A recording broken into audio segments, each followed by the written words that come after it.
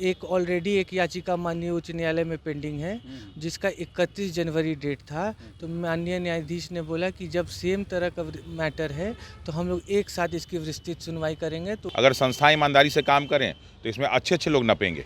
अब ये क्या है कि कहिए कि हम सारे सबूत हम ला के दे दें, अगर स्टेट हमारा होता तो हम एक एक सबूत ला के देते।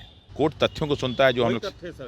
हाँ, वो सारा का सारा उन्होंने तथ्य रखा है, दोनों तथ्यों का उन्होंने रखा है। देखिए, बिल्कुल जांच की मांग तो होगी ही होगी, बिना जांच के समस्या का समाधान नहीं होने वाला।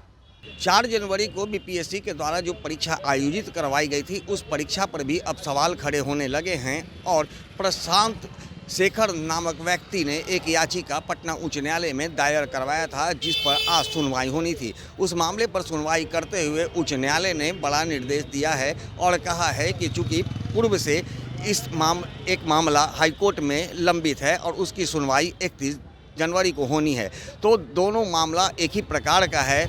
इसके कारण अब यह सुनवाई जो है एक साथ 31 जनवरी को की जाएगी। इस पूरे मामले की जानकारी देते हुए पटना उच्च न्यायालय के अधिवक्ता अर्पित कुमार व शिक्षक रामांशु सर ने क्या कुछ कह रहे हैं, आइए सुनाते हैं। याचिका प्रशांत शेखर एंड अदर्स पे सुनवाई हुई थी।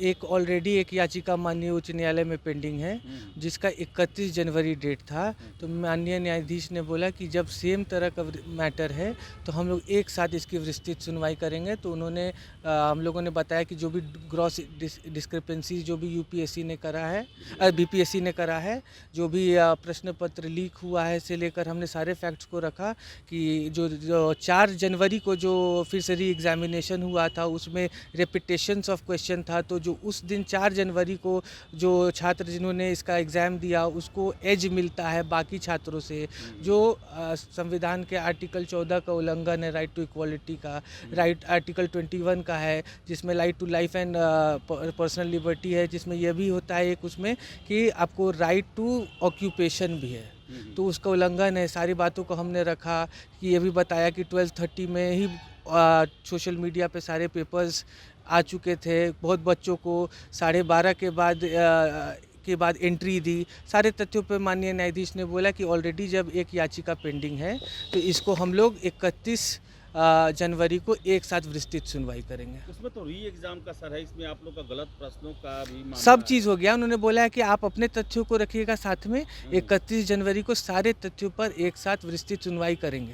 अच्छा, 31 तारीख को आप सुनवाई वाला डेट उठाने की कोई ये नहीं, 31 को होगा, एक साथ होगा। जो दोनों रिट याचिका है एक साथ सुनवाई होगी, क्योंकि सेम तरह का मैटर है तो एक साथ होगा।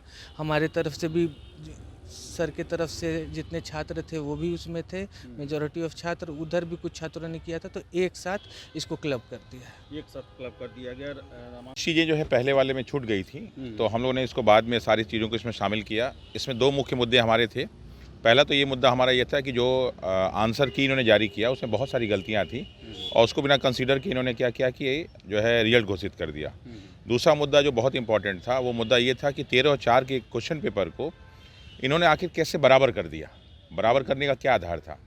क्या इन्होंने जो नॉर्मलाइजेशन लागू किया, क्या इन्होंने स्केलिंग किया, या ऐसे ही कर दिया? और बराबर नंबर कैसे हो सकता है? और इसमें सबसे जो इम्पोर्टेंट हम लोग फैक्ट शुरू से दे रहे हैं कि एलिमेंट ऑफ सरप्राइज, कि अगर 13 का पेपर सबके लिए होता तो कोई दिक्कत नहीं थी, लेकिन सेम पैटर्न पे बहुत सारे क्वेश्चन सेम थे, कुछ क्वेश्चन हूबहू वही आए थे, कुछ जो है लिंक से मिल रहे थे।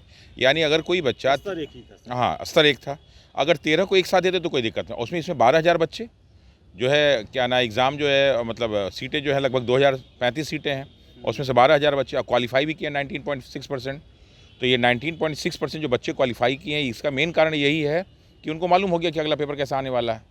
और उसके बावजूद कहाँ से आया सर? क्या 19.6 जो है क्वालिफाई हुए हैं। हम लोग ने क्या किया कि बाबू परीक्षा परिसर, ठीक है ना, ये तो खैर आपको बीपीएससी से पूछना चाहिए। वही तो हम लोग पूछ रहे हैं, वहाँ से जवाब नहीं वो कैसे जवाब मिलेगा? उनको तो ये मालूम है ना कि कौन कौन लड़के क्वालिफाई किए, तो मिल गया जवाब। लड़कों का नाम मिल गया उनको ये भी मिल गया कि साहब ये जो है पटना साहिब वाले कितना आंसर नहीं दिए। वो तो अपने मन से देने वाले लोग हैं, इसलिए तो कह रहे हैं ना कि उन लोगों को जेल भेजे बिना लोग मानेंगे ही नहीं। जब तक वो सारे लोग जेल नहीं जाएंगे तब तक हम लोग छोड़ेंगे नहीं उनको। उन्होंने उनसे पूछना चाहिए था ना कि जो 12,012 बच्चे जो बैठे हैं इसमें से कितने लोग क्वालिफाई, इनको क्या? अरे तो फिर झूठ बोल, लेकिन वो जवाब नहीं दिए, बोले कि इसका जवाब हम लोग नहीं देंगे। जवाब उनको कोर्ट में देना पड़ेगा। जवाब क्यों नहीं देंगे? बीपीएससी उनके घर का संस्था है क्या? उस संस्था में सिर्फ काम करने वाले लोग हैं। जो अगर ये सोच रहे हैं कि बीपीएससी उनके घर ने का बनाया हुआ घर है तो भूल जाएं। सारे के सारे जो है हम लोग रामासरा या सिंह से लेके जो भी हैं सारा का सारा पूरा हम लोग डाटा रखे हुए हैं कि कौन कौन लोगों ने क्या क्या काम किया सर, वहाँ। आज एक पूर्व जो अध्यक्ष थे अतुल प्रसाद जी का उनका ट्वीट आया, इनसाइडर ट्रेडिंग और लीक ऑफ इंफॉर्मेशन की वो बात की, हालांकि वो 17वीं को लेकर बीपीएससी को लेकर नहीं जिक्र किए हैं। सर, ऐसा हो सकता है क्या कि लीक ऑफ इंफॉर्मेशन, जैसे कि परीक्षा 13 तारीख को आप जो बात कह रहे हैं, उसका सरप्राइजिंग एलिमेंट जो है वो आउट हो गया, 4 को ही वही आया, तो सर इसका कुछ संभावना लगता है क्या ये एक दूसरे तरह से किसी को मदद करना? बिल्कुल संभावना क्या है, 100% हुआ है, संभावना की बात नहीं है इसमें, ये दावा है। अगर ईओयू ठीक से ईमानदारी से काम करे, अगर संस्थाएं ईमानदारी से काम करें तो इसमें अच्छे अच्छे लोग नपेंगे। ऐसा है ही नहीं कि नहीं हुआ है, बहुत सारे ऐसे अब ये क्या है कि कहिए कि हम सारे सबूत हम ला के दे दें। अगर स्टेट हमारा होता तो हम एक एक सबूत ला के देते, अगर संस्था हमारी होती तो एक एक सबूत ला के देते। कॉमन बच्चे कैसे लेके आते, जिसका मोबाइल अपने रखवाली कैसे दे देंगे? घुमा फिरा कर सर दूसरे तरीके से सर किसी को लाभ पहुंचाने का सर, घुमा फिरा के नहीं, स्ट्रेट लाभ है, घुमा फिरा क्या, सीधे लाभ पहुंचाने के लिए सारे जिसमें जो है बहुत सारे। देखिए चिराग पासवान जी का जब इंटरव्यू ले रहे थे सारे लोग, उन्होंने कहा ना कि हमारे घर के 3 बच्चे थे, ठीक है, वो सरकार के भाग भी हैं और वो भी कह रहे हैं कि ऐसा हुआ है। अगर मान लिया वो नहीं आते, हम लोग के पास नहीं जाते तो नहीं होता, हो सकता है कि उधर से भी वो भी पास कर जाते, हो सकता है उनको भी ऑफर आया हो कि भाई शांत रहो, 3 बच्चों को हम करा देते हैं। तो ऐसे ऑफर तो बहुत लोग के पास गए होंगे। जिन लोगों ने शुरू से हमारा विरोध किया है, हम लोग को विश्वास है कि उनके सबके घर के बच्चे, रिश्तेदारों के बच्चे इसमें शामिल। आज कोर्ट में रखा गया सर। देखिए हम लोग इन बातों को, कोर्ट इन बातों को नहीं सुनता, कोर्ट तथ्यों को सुनता है जो हम लोग। हाँ, वो सारा का सारा उन्होंने तथ्य रखा, दोनों तथ्यों का उन्होंने रखा। तो उन्होंने जो है सारी चीज़ों को साइडिंग से सुना और उन्होंने कहा कि चूंकि इस पर ऑलरेडी केस चल रहा है तो इसको हम उसके साथ जो है क्लब कर देते हैं, ताकि विधिवत सारी चीज़ों को। अच्छा, एक चीज़ और बता दूँ कि लगभग 25वें नंबर पर हम लोग का था और सबसे ज़्यादा टाइम हम ही लोग को दिया गया। तो एक बहुत अच्छी चीज़ है कि उन्होंने ध्यान से सारी चीज़ों को सुना। जांच की भी मांग करेंगे सर? देखिए बिल्कुल जांच की मांग तो होगी ही होगी, बिना जांच के समस्या का समाधान नहीं होने वाला। देखिए रही बात सीबीआई की, तो सीबीआई पे तो सुप्रीम कोर्ट कहता है कि तोता है। सरकार वहाँ भी सरकार, यहाँ भी सरकार बनाने के लोग इसका क्या यूज़ कर लें, तो कहे सीबीआई पे 100% भरोसा कैसे किया जा सकता? हाँ, कोई माननीय उच्च न्यायालय, रिटायर्ड जज, उस तरह के लोग करें तो निश्चित रूप से हो सकता है कि इस पर जो है एक अच्छा निर्णय आ जाए।